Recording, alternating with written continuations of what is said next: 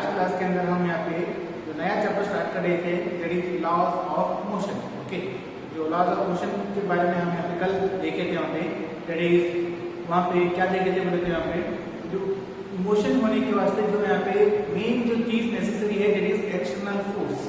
जब हम यहाँ पे एक्सटर्नल फोर्स अप्लाई कर रहे हैं तो यहाँ पे पार्टिकल यहाँ पे कैसा हो रहा है, इधर रेस्ट कंडीशन में रहा जो पार्टिकल मोशन में आ रहा, उसी तरह अगर से मोशन में रहा पार्टिकल को हम यहाँ पे उसको अपोजिंग फोर्स अप्लाई करके उसको हम यहाँ पे क्या कर रहे हैं, रेस्ट कंडीशन के अंदर बना रहे।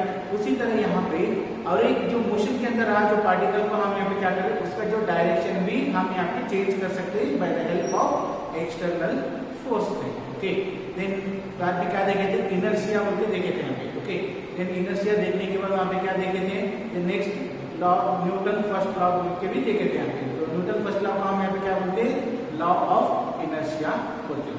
तो न्यूटन फर्स्ट यहाँ पे क्या बोल रहा है, every body in the universe remain in its state only until and unless some external force is applied on it। Means यहाँ पे क्या बोल रहा है, कौन सा भी एक बॉडी है बोले तो वो जो अपना जो ओरिजिनल स्टेट के अंदर ही रहेगा। अगर से वो जो बॉडी अगर से मोशन में रहा तो it is continuously in motion only. The body is in rest condition means it is continuously rest only until and unless some external force is applied on it।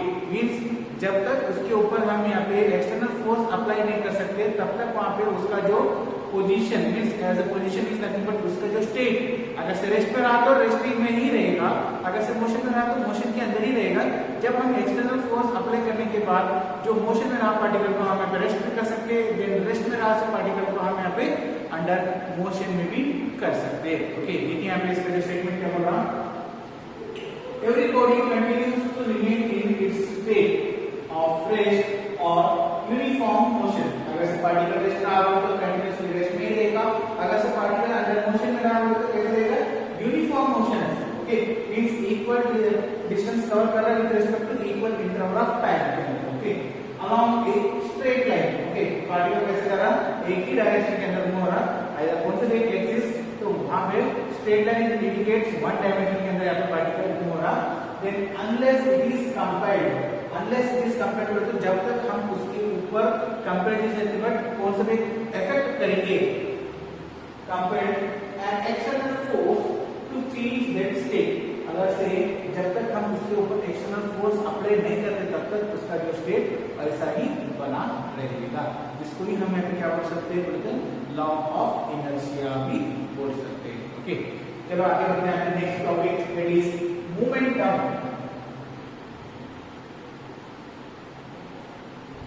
Momentum, momentum को हम यहाँ पे capital P symbol से representation करते हैं। Okay, जो momentum को capital P symbol से रिप्रेजेंटेशन करते हैं, इसको हम यहाँ पे डिफाइन कैसे करते हैं दोस्तों, it is the product of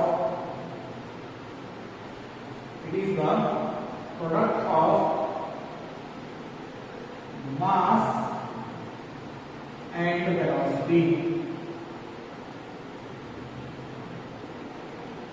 momentum is nothing but यहाँ पे क्या बोल रहा हूँ, it is the product of mass and velocity. It is the combination of mass and velocity को हम यहाँ पे क्या बोल सकते हैं, मोमेंटम बोल के बोल सकते हैं। ओके, तो मोमेंटम को हम यहाँ पे सिंबॉलिकल से कैसे रिप्रेजेंटेशन करेंगे बोले तो P is equal to mass into velocity. m into e, where m indicates mass and v indicates velocity। Okay, अब देखिए यहाँ पे मास कैसा क्वांटिटी है, यहाँ पे mass is a scalar quantity, but velocity कैसा क्वांटिटी है, यहाँ पे velocity is a vector quantity. इसलिए वेलोसिटी वेक्टर क्वांटिटी हो रहा, डिस्प्लेसमेंट वेक्टर क्वांटिटी है। The rate of change of displacement with respect to time is equal to velocity. जब displacement vector quantity है तो वेलोसिटी कैसे बनेगा, यहाँ पे वेक्टर क्वांटिटी बनेगा। ओके, तो ये जो वेक्टर क्वांटिटी रहने की वजह से यहाँ पे मोमेंटम भी यहाँ पे कैसे यहाँ पे वेक्टर क्वांटिटी है। तो वेक्टर क्वांटिटी ना हो तो उसको हम यहाँ पे कैसे रिप्रेजेंटेशन करते हैं, by an arrow mark. Okay, this p vector is equal to m into v vector, this is the momentum, symbolical form of momentum, that is p is equal to m into v vector. Okay, अब इसका SI unit देखिए यहाँ पे SI unit. Okay, अब SI unit mass आ रहा है तो उसको हम कैसे मेजर करते हैं, kg के अंदर ऐसे मेजर करते हैं। तो वेलोसिटी डायमीटर तो उसका हम कैसे रिप्रेजेंटेशन कर रहे हैं, इन SI यूनिट के अंदर यहाँ पे metre per second, it is kg metre per second is the SI unit of momentum. It is mass आ रहा है kg, velocity nothing but metre per second, it is kg metre per second is the the unit of this momentum. And its dimension formula देखेंगे यहाँ पे, it is df. df indicates dimension formula in short form. Okay. देखिए dimension हमको कभी भी हम कैसे representation करते हैं with the help of m l t variable. Okay, तो वेलोसिटी रहा, तो velocity is nothing but length divided by time. तो लेंथ रहा तो l1 रहेगा, time divided by time nothing but power है तो डिनोमिनेटर के अंदर -1 है, उसको न्यूमरेटर में लेके गए थे हम, क्या मतलब पावर दैट इज -1. तो m रहा, m है mass is nothing but again m power 1, that is m1 l1 t raised to power of -1 is the dimension formula for this momentum, that is m1 l1 and t raised to power of -1. Okay, t raised to power of -1. This is the dimension formula for momentum. See here, Newton's second law. This is very important topic. It will ask every examination for 2 or 3 marks. Compulsory question is there. Okay, see here what its statement says. The rate of change of momentum. The rate indicates, जो कहाँ पे भी rate आता, तो rate का जो मतलब यहाँ पे क्या होता है with respect to time. Okay, जैसे हम यहाँ पे क्या बोल सकते हैं, the rate of change of displacement is nothing but velocity. Then the rate of change of velocity is nothing but यहाँ पे क्या बोलते हैं एक्सेलरेशन. तो रेट का जो मतलब यहाँ पे क्या हो रहा है तो विथ रेस्पेक्ट टू टाइम ही रहेगा. ओके, देखिए यहाँ पे क्या बोल रहा है, the rate of change of momentum of a body is directly proportional to the force acting on it and it takes place in the direction of force. Means यहाँ पे क्या हो रहा है, rate of change of momentum. तो यहाँ पे क्या हो रहा है, momentum changes हो रहा है with respect to time. Then rate of change of momentum हो रहा है तो with respect to time वहाँ पे क्या किससे changes हो रहा है, with respect to force से हो रहा है. Then अगर से force से हो रहा है तो यहाँ पे समझो यहाँ पे क्या कर रहा है, एक बॉडी है, एक बॉडी के ऊपर हम यहाँ पे क्या कर रहे हैं विद रिस्पेक्ट टू टाइम के हिसाब से यहाँ पे क्या करेंगे, तो वहाँ पे वो जो बॉडी का मोमेंटम चेंजेस होते जा रहा है. तो मोमेंटम चेंजेस हो रहा है तो वहाँ तो क्या हो रहा है, फोर्स को कैसा यहाँ पे डायरेक्टली प्रोपोर्शनल किसका है, फोर्स को डायरेक्टली प्रोपोर्शनल है. फिर फोर्स का जो डायरेक्शन कहाँ पे है, उसी डायरेक्शन के अंदर यहाँ पे बॉडी में यहाँ पे क्या हो रहा है, वो मूव हो रहा है उसी डायरेक्शन के अंदर with the direction of force के अंदर. देखिए यहाँ पे अब यहाँ पे डायरेक्टली प्रोपोर्शनल का मतलब क्या होता है एंड इनवर्सली प्रोपोर्शनल का मतलब क्या होता है. ओके, समझे यहाँ पे F है, यहाँ पे F इज नथिंग बट एक फोर्स है. तो फोर्स कैसा है यहाँ पे डायरेक्टली प्रोपोर्शनल टू मोमेंटम. तो momentum is nothing but it is the product of mass into velocity. Okay, एक यहाँ पे this sign is nothing but यहाँ पे क्या बोलेंगे, प्रोपोर्शनलिटी बोलेंगे. ओके, जो प्रोपोर्शनली कैसा रहेगा बोलते हैं यहाँ पे डायरेक्टली प्रोपोर्शनल. ये जो इंडिकेशन यहाँ पे क्या कर रहा है, डायरेक्टली प्रोपोर्शनल. जो डायरेक्टली प्रोपोर्शनल के अंदर यहाँ पे क्या होगा, अगर से ये फर्स्ट क्वांटिटी ये सेकंड क्वांटिटी बोल सकते हो, ये जो फर्स्ट क्वांटिटी यहाँ पे इंक्रीज हो रहा है, ये सेकंड क्वांटिटी भी यहाँ पे क्या होता है इंक्रीज होता है. यहाँ पे डायरेक्टली प्रोपोर्शनल के अंदर, डायरेक्टली प्रोपोर्शनल के अंदर यहाँ पे इसके बीच में यहाँ पे दो प्रोडक्ट के बीच में अगर से फर्स्ट प्रोडक्ट यहाँ पे इंक्रीज हो रहा देन सेकंड प्रोडक्ट यहाँ पे क्या होता है इंक्रीज ही होएगा. अगर से फर्स्ट प्रोडक्ट यहाँ पे डिक्रीज हो रहा देन सेकंड प्रोडक्ट भी यहाँ पे क्या होता है डिक्रीज होता है. ये जो मेन डिफरेंस रहेगा कहाँ पे, डायरेक्टली प्रोपोर्शनल के अंदर. Okay, if the one quantity is increasing then the other quantity is also increasing. If the one quantity is decreasing the other quantity is also decreasing. This is the main fact in the directly proportional. Okay, and what about the inversely proportional. Inversely proportional is nothing but like this. F is inversely proportional to 1 by mv. Means यहाँ पे एक p form के अंदर रहेगा, यहाँ पे p/2 form के अंदर रहेगा. यहाँ पे कैसा p/2. एक यहाँ पे इंडिकेशन क्या कर रहा है, force is inversely proportional to momentum. Force which is inversely proportional to momentum. मैं यहाँ पे एग्जांपल से आपको समझा दूं डायरेक्टली प्रोपोर्शनल क्या, इनवर्सली प्रोपोर्शनल. ओके, अब ये फर्स्ट इनवर्सली प्रोपोर्शनल के अंदर यहाँ पे क्या रहेगा, अगर से फर्स्ट क्वांटिटी इंक्रीज हो रहा देन ये जो सेकंड क्वांटिटी यहाँ पे क्या होगा डिक्रीज होगा. इनवर्सली में if the one quantity is increasing then the other quantity is nothing but decreasing. If the other quantity is increasing like the second quantity, if the second quantity is increasing then the first quantity is nothing but decreasing. ये जो यहाँ पे main difference रहेगा यहाँ पे inversely proportional के अंदर. Okay, I hope आप लोगों को जो डायरेक्टली प्रोपोर्शनल है इनवर्सली प्रोपोर्शनल के का जो डिफरेंस मालूम हुआ होगा. डायरेक्टली के अंदर यहाँ पे एक क्वांटिटी इंक्रीज हो रहा और एक क्वांटिटी यहाँ पे इंक्रीजिंग होगा। अगर से एक क्वांटिटी डिक्रीज हो रहा तो और एक क्वांटिटी डिक्रीज होगा, बट इन्वर्सली के अंदर यहाँ पे क्या हो रहा, एक क्वांटिटी इंक्रीज हो रहा तो सेकंड क्वांटिटी डिक्रीज होगा। और उसी तरह यहाँ पे जो फर्स्ट क्वांटिटी इंक्रीज हो रहा है second quantity decrease, one quantity increase होता है अदर क्वांटिटी डिक्रीज होता है। That is the difference between directly proportional and inversely proportional. Okay,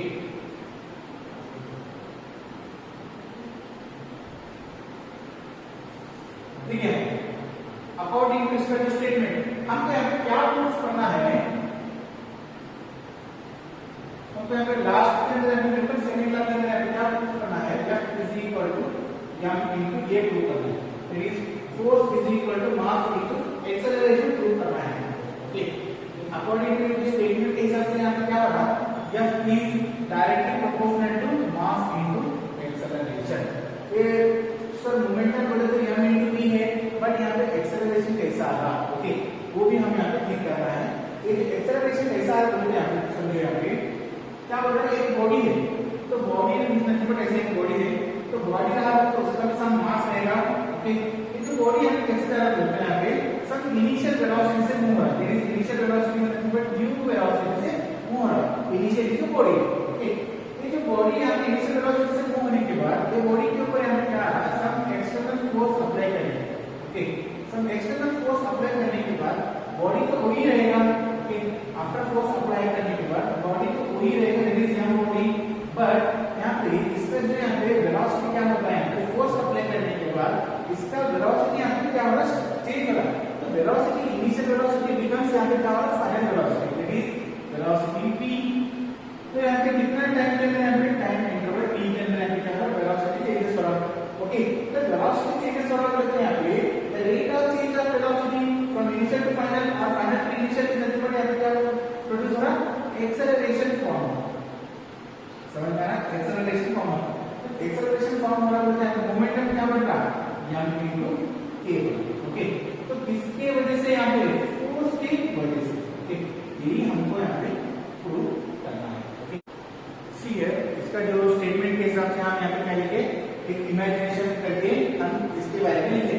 क्या करें, कंसीडर एक बॉडी है तो बॉडी रहा है तो उसका भी यहाँ पे क्या रहेगा, सम मास रहेगा, दैट इज m मास। तो जो बॉडी यहाँ पे कैसे जा रहा है तो some initial velocity u velocity से यहाँ पे क्या कर रहा है, मूव कर रहा है। यानी यहाँ पे कैसे डायरेक्शन के अंदर, यहाँ पे स्ट्रेट डायरेक्शन के अंदर यहाँ पे मूव कर रहा है। ओके, एक जो external force in nothing but क्या फोर्स है, वो जो फोर्स यहाँ पे क्या कर रहा है, वो जो बॉडी के ऊपर यहाँ पे एक्सटर्नली यहाँ पे क्या कर रहा है, फोर्स अप्लाई कर रहा है। जो फोर्स अप्लाई करने के बाद वो जो बॉडी जो स्ट्रेट मोशन के अंदर यहाँ पे जा रहा है, उसी मोशन के अंदर यहाँ पे क्या कर रहा है, उसका जो वेलोसिटी इनिशियल वेलोसिटी से लेके यहाँ पे क्या कर रहा है, और एक वेलोसिटी से मूव हो रहा है। तो और एक वेलोसिटी यहाँ पे क्या है, बोलते हैं final velocity, that is v velocity से मूव हो रहा है इन ए टाइम इंटरवल t के अंदर यहाँ पे। देन अब यहाँ पे हमको कैलकुलेट करना है, जो प्रूव करना है, that is f is equal to m into a prove करना है। इनिशियली जो मोमेंटम कितना था, फाइनली जो मोमेंटम कितना है, तो वहां पे वेलोसिटी चेंज होने की वजह से यहाँ पे एक्सेलरेशन फॉर्म हो रहा है, वो हमको प्रूव करना है। इनिशियल मोमेंटम,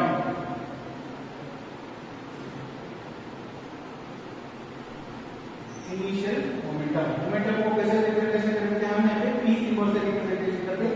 इनिशियली जो मोमेंटम है केवल p1 सिंबल से रिप्रेजेंट करें, तो इसका जो मास हमको कैसा था, momentum is nothing but product of mass into velocity. तो मास यहाँ पे कांस्टेंट था, that is m, but velocity क्या था, यहाँ पे इनिशियल वेलोसिटी था, that is u। Okay, then final momentum,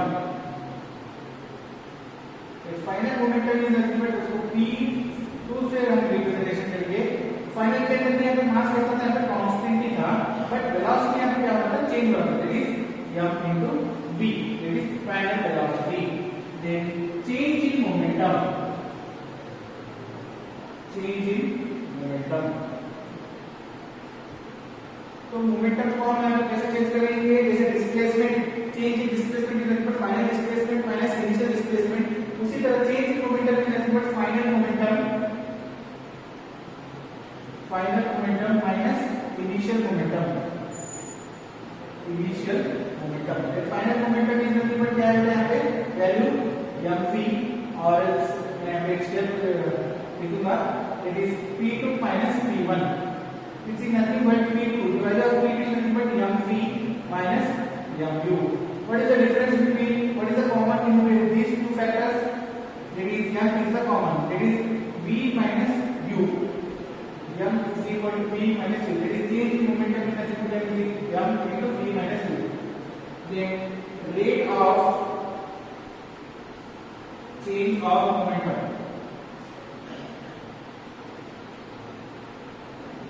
Rate of change of momentum with respect to time, that is m v minus u divided by t. m v minus u divided by t is equal to rate of change of momentum. Already हमको एक formula मालूम है, that is kinetics का जो formula था, that is v is equal to u plus a equal to हमको मालूम है formula. Okay, then v minus u is equal to et. उसी तरह v minus u divided by t is equal to a. Okay, तो v minus u divided by t को हम क्या लेंगे, यहाँ पे एक्सेलरेशन लेंगे अकॉर्डिंग टू ये फार्मूला के हिसाब से. अब यहाँ पे m v minus u by t है, that is v minus u divided by t. v minus u divided by t को हम क्या लेंगे, a रूट लेंगे यहाँ पे, साइड में लिख देंगे हमें. That is rate of change of momentum is nothing but m into a. Okay, then according to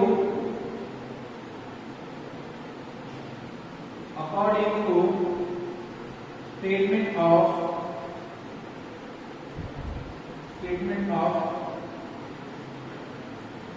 Newton second law. According to statement of Newton second law, क्या बोल रहे हैं? The rate of change of momentum is nothing but this one is directly proportional to the force. That is F is directly proportional to force. अब यहाँ पे directly proportional होगा. अगर से फोर्स इंक्रीज हो रहा है तो मास एंड एक्सेलरेशन में क्या होगा, इंक्रीज होगा. अगर से फोर्स डिक्रीज हो रहा है तो मास एंड एक्सेलरेशन में क्या होगा, डिक्रीज होगा. ठीक, अब ये प्रोपोर्शनलिटी है. ये जो प्रोपोर्शनलिटी है, ये साइन सिंबल को रिमूव करना है तो हमारे को यहाँ क्या करना चाहिए, सम कांस्टेंट टर्म्स लेना चाहिए. देन सम कांस्टेंट टर्म यहाँ पे क्या हो सकता है. ओके, ये जो कांस्टेंट टर्म का हम क्या लेंगे यहाँ पे, f is equal to k into m into a होती है, where k is nothing but यहाँ पे क्या है, कांस्टेंट प्रोपोर्शनलिटी रहेगा. यहाँ पे वेरिएबल आप कौन से भी ले सकते हैं, k ले सकते हैं, a ले सकते हैं, b ले सकते हैं, सॉरी कौन से प्रोपोर्शनल वेरिएबल ले सकते हैं. ऐसा नहीं है कि आप k ही लेना बल्कि यहाँ पे कौन से रिस्ट्रिक्शंस नहीं है.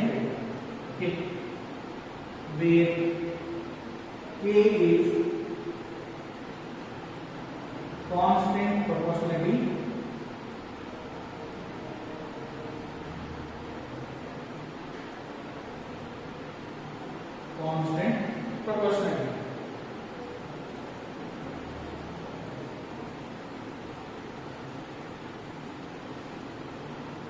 and its value is k is equal to 1.